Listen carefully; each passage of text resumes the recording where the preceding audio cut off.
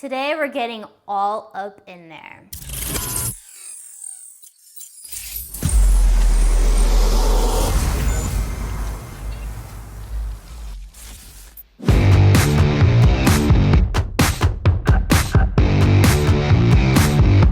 What up, AFAM? Kitty here with atolavisuals, and there are several ways to shoot macro photography. This is my basic setup here for when I shoot product photos. You can also go run and gun with it. I'll show you that a little bit more later on, but first there's some gear that you'll need to get. For lenses, personally, I chose the Canon 100 L Series 2.8 macro. It is the perfect focal length for me. It has image stabilization and it gives me a 1:1 ratio. So taking that lens and pairing it with my beloved A7R II, it makes the perfect pair. Not only that, but I could also use this lens as a telephoto. You can also go with the cheaper Canon 100mm, but it has no IS, it still works just as great. There's also the Sony 90mm, the Tamron 90mm, then you got the Sigma 105mm, and also Nikon 105mm. Beware the zoom lenses that claim they're macro.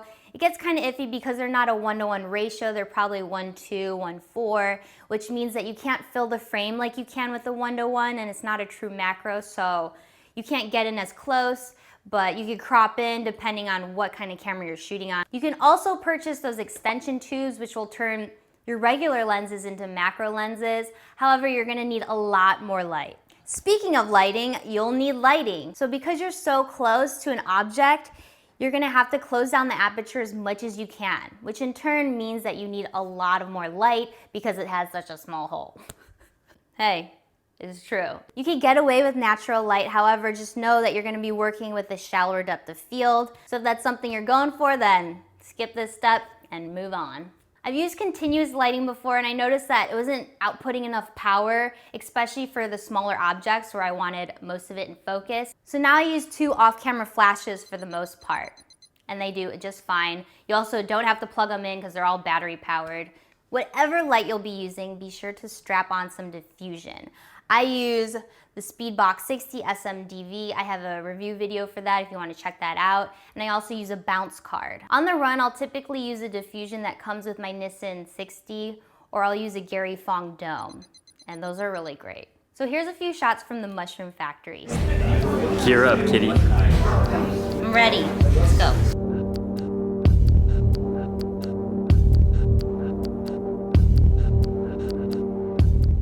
Just look at how slimy and cool these mushrooms are. It kind of feels like they're alien-like or you're in another dimension. For my backdrop, I just grabbed some freezer paper from my local grocery store. It's $7, so it's cheap, it's smooth, and you can just rip it off when it gets dirty, and it comes in a really big roll. Budget buy, save your money for more expensive gear.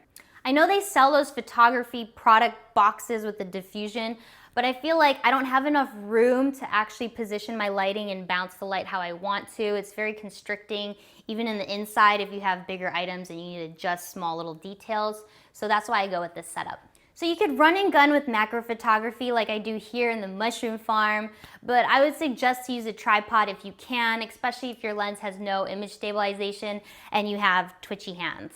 It's even better if you get a macro focusing rail. They look like this for easy tweaking. Because you're so close, you could throw off your focus very easily.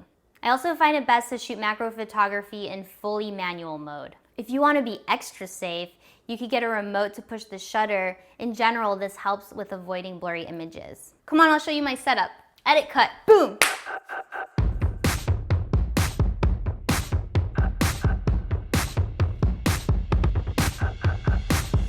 Details matter more than ever because you're so close you can see every speck and dust. So get one of these fun rocket ships and blow off any of the dust away and wipe off any fingerprints. Just take notice of everything in frame and it'll save you a ton of time in Photoshop later. That feels nice.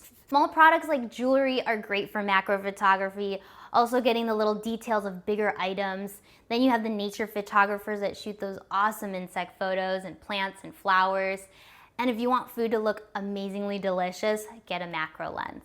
Them eyeballs on those insect macro shots, whew, those are really cool. Have fun and get creative. There's tons of things that you pass by on the daily that would look great as macro photography. It'll give you and your audience a new perspective on photography and different angles. Whatever you shoot, be sure to radiate its fine textures that people never pay attention to or don't even know it's there. You'll get the most engagement. Thanks for hanging out with me today. If you have any questions, don't hesitate to leave a comment. I respond to everybody. Like if you learned something, subscribe if you haven't already, and hit that bell so you get notifications to all my newest videos. I also post on IG stories on the daily, so find me there. Remember, you do you, and I'll see you when I see you, fam. Done. 38%, okay. We can roll with it. Oh, we roll with it. My little handy dandy rocket ship here. It's a blah, blah, blah, blah, blah, blah. And the Nikon 150. 150?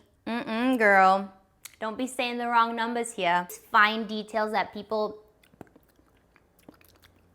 I noticed that it wasn't giving me a la la la la la. So... They're letting us take home a buffet of mushrooms. Look.